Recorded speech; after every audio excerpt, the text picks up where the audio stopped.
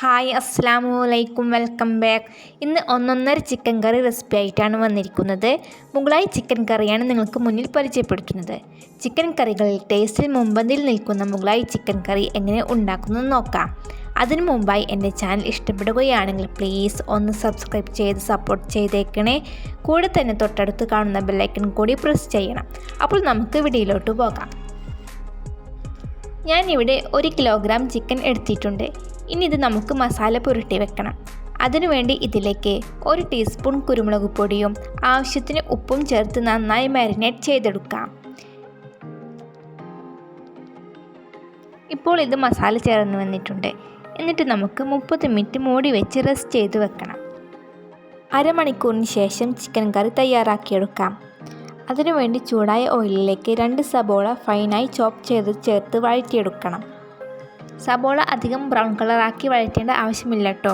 ഒരു ലൈറ്റായിട്ട് വഴറ്റിയാൽ മതിയാക്കും.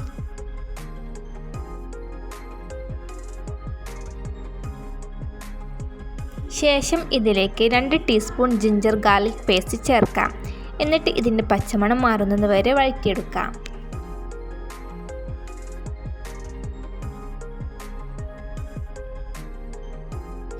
ജിഞ്ചർ ഗാർലിക്കിൻ്റെ പച്ചമണം മാറിയതിനു ശേഷം മാരിനേറ്റ് ചെയ്തു വെച്ച് ചിക്കൻ ചേർത്തിളക്കി യോജിപ്പിച്ചെടുക്കണം. ഇപ്പോൾ ഞാൻ ഹൈ ഫ്ലെയിമിൽ ആണ് കേട്ടോ വെച്ചിരിക്കുന്നത്. 3-4 മിനിറ്റ് ചിക്കൻ ഹൈ ഫ്ലെയിമിൽ ഇരുന്ന് ശരിയായി വരട്ടെ. എന്നിട്ട് നമുക്ക് മീഡിയം ഫ്ലെയിമിൽ വെച്ച് പാകം ചെയ്തെടുക്കാം.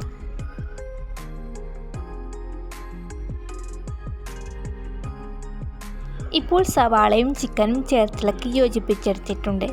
ഇനി നമുക്ക് 5 മിനിറ്റ് മൂടി വെച്ച് പാകം ചെയ്തെടുക്കണം. ഇനി നമുക്ക് മൂടി തുറന്ന് നോക്കാം. ഇപ്പോൾ സബോളയിലും ചിക്കനിലുമുള്ള വെള്ളം ഊർന്നു വന്നിട്ടുണ്ട്. ഇനി ഇത് വീണ്ടും നമുക്ക് ചേർത്തിളക്കി യോജിപ്പിച്ചെടുക്കണം. ശേഷം ഇതിലേക്ക് കുറച്ച് മസാലകൾ ചേർക്കാം.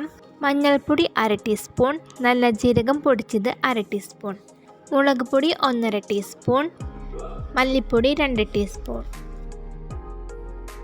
എന്നിട്ട് 3 മിനിറ്റ് മീഡിയം ഫ്ലെയിമിൽ വെച്ച് ഇപ്പോൾ ചേർത്ത ചേരുവകളെല്ലാം ചേർത്തിളക്കി യോജിപ്പിച്ചെടുക്കണം.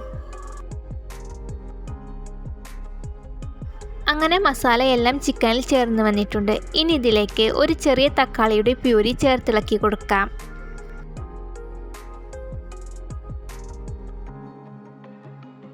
തക്കാളിയും ചേർത്ത ശേഷം ഓയിൽ സെപ്പറേറ്റായി വന്നാൽ ലോ ഫ്ലെയിമിൽ വെച്ചിട്ട് കശുവണ്ടി പേസ്റ്റ് ചേർത്തിളക്കി കൊടുക്കണം.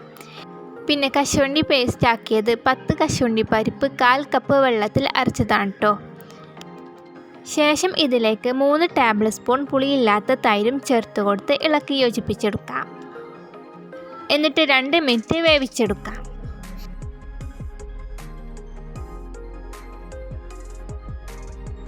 ഇപ്പോൾ ഓയിൽ സെപ്പറേറ്റായി വന്നിട്ടുണ്ട്.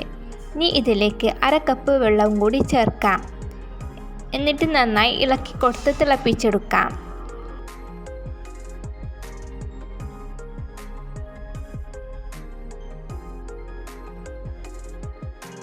ഇപ്പോൾ തിളച്ച് വന്നിട്ടുണ്ട്. ഇനി 3 പച്ചമുളക് നടുക്കീറിയതും ചേർത്തിളക്കി യോജിപ്പിച്ചെടുക്കണം. എന്നിട്ട് 15 മിനിറ്റ് മൂടി വെച്ച് ലോ ഫ്ലെയിമിൽ വെച്ച് വേവിച്ചെടുക്കാം.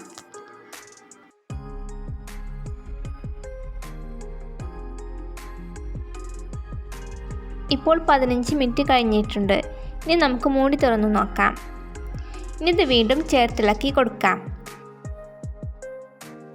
എന്നിട്ട് ഇതിലേക്ക് 3/4 ടീസ്പൂൺ ഗരം മസാലയും കസൂരി മെത്തി 2 ടീസ്പൂണും ചേർക്കാം.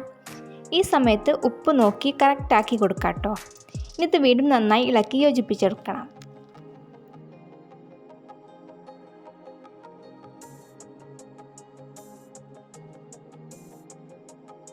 അവസാനമായി കുറച്ച് മല്ലിയിലയും കൂടി ചേർത്ത് ഗാർണിഷ് ചെയ്യാം. അങ്ങനെ നമ്മുടെ മുഗളായി ചിക്കൻ കറി ഇവിടെ റെഡി ആയിട്ടുണ്ട്. വളരെ എളുപ്പത്തിൽ തയ്യാറാക്കിയെടുക്കാൻ പറ്റിയ കറിയാണ്. പത്തിരിക്കൊപ്പവും ചപ്പാത്തിക്കൊപ്പവും അപ്പത്തിൻ്റെ ഒപ്പവും കൂട്ടി കഴിക്കാവുന്ന അടിപൊളി കോമ്പിനേഷനാണ്. അപ്പോൾ എല്ലാവരും ഈ കറി ട്രൈ ചെയ്ത് നോക്കുക. എന്നിട്ട് നിങ്ങളുടെ അഭിപ്രായങ്ങൾ അറിയിക്കാനും മറക്കരുത്. പിന്നെ ഈ വീഡിയോ ലൈക്ക് ചെയ്യുക. നിങ്ങളുടെ ഫ്രണ്ട്സിനും റിലേറ്റീവ്സിനും എല്ലാവർക്കും ഇത് ഷെയർ ചെയ്ത് കൊടുക്കുക. അപ്പോൾ ഇൻഷാ അല്ലാഹ് നല്ലൊരു റെസിപ്പിയുമായിട്ട് നമുക്ക് നാളെ കാണാം. ബൈ.